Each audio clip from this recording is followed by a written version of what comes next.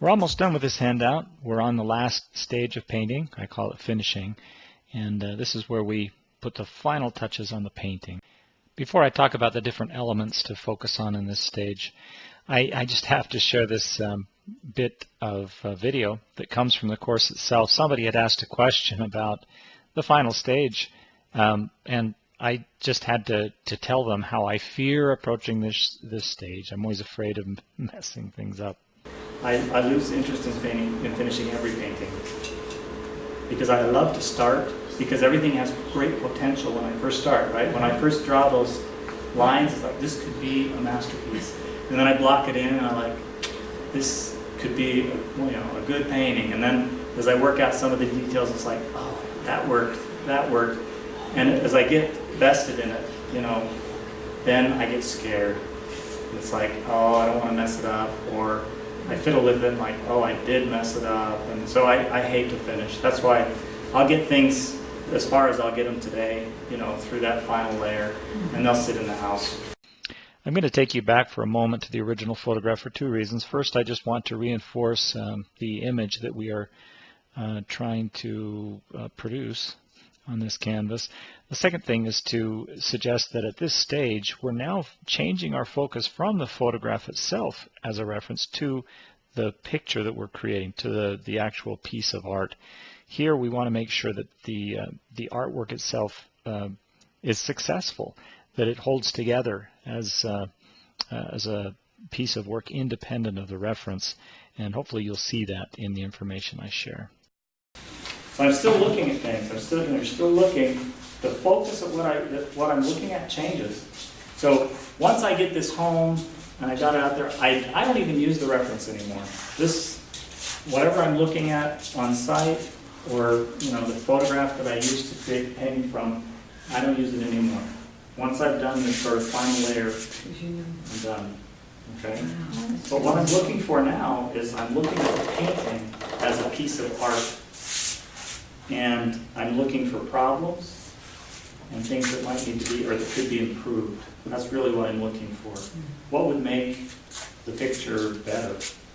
What would make it pop? What would, and so I can still go back to the reference if I need it, but it's not it's not what I'm focusing on. Now I'm at the finishing stage. My focus is the piece of art, the painting. I don't squint. Never squint your painting. Your painting always looks better when you squint at it. Well, I can tell you, your family or your customers, whoever, they're not going to squint at your paintings, right? So don't give yourself that luxury. Don't squint at your painting and say, oh, I like that. You want to be able to look at the painting with your eyes open and say, I like that. Okay, so don't squint at this point. Look for problems and things you can improve. With regard to shapes, you can add texture details at this point to the shapes, primarily the focal point. So I love heavy brushwork, thick paint. If you've added thick paint to the first two stages, you're going to struggle at finishing. If you add too much thick paint at the finishing point, you're going to struggle at the very end trying to add the big, beautiful brush strokes. It's because when you try to do it, you'll just be stumbling across the other textures. So if you're going to add heavy brushwork and pastel-like stuff, I always do it at the finishing point because I know what the color is that works. I know what the edge is because I already figured it out. All I need to know is mix up the right paint, load up a brush or a knife, and just carefully go like that. And if I did it carefully, then I've just made it look like I came in without any thought. It just doesn't work that way, but oh well. So you're adding heavy textures to the details, but mostly at the focal point. If you do much texturing outside the focal point, it competes. Don't change the shapes unless you feel like you can improve the shape. Use colors with a higher value and intensity. So here's your chance at the very end, I think, to sort of make things pop with Monet-like color. So at the very end, I'm usually mixing very intense colors, which I'm putting on sparingly. Don't add too many highlights. I've seen a lot of people ruin their pictures because highlights are so quick and easy to do, and they really, you put one on, it's like, oh, it's great. And then you go, and then you've ruined the painting because you can't have, like we said, regarding hard edges, the same is true for highlights. You just can't have very many. Don't change the edges at this finishing stage because hopefully you got the edges right when you were doing the final layer. So whatever you add, don't change the nature of the edge because you figured it out already. Don't change it. And then, so the finishing, of course, the focal point is on the brush work.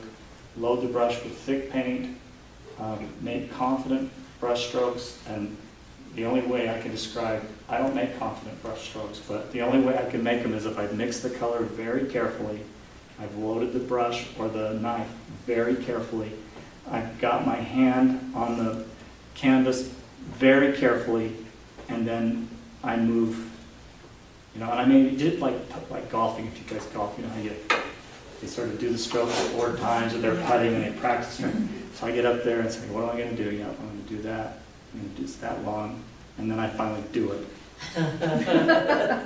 That's as confident as I get. But it looks cool when you're done. If it works, you know, it's like, wow, that guy is, you know, he knows what he's doing. But if anybody ever watched me, they'd know it's very, with a great lack of confidence. Only use clean brushes at that point. Yeah, I haven't cleaned my brush very much, which in landscape painting I think helps because the more mudding of your colors, it kind of helps unify things. And with a limited palette, it doesn't hurt. But at the end, when you're really worried about intensity, you want to have clean brushes, clean knife. And I just suggest using a painting knife for a different texture. Sometimes it's nice, but a painting knife gives you a very hard edge. It's tough to soften an edge with a knife. So it's much easier for me to put on heavy brush work with the brush first, and then if I have a hard edge that I want to really kick, you know, that last, then I'll use the knife. Rhett Ashby, he paints all with a knife. He does a beautiful job.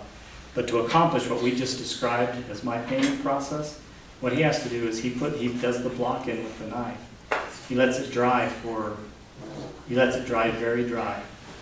And then he comes in, and to soften the edges and everything, he sands all of his paint. He sands it.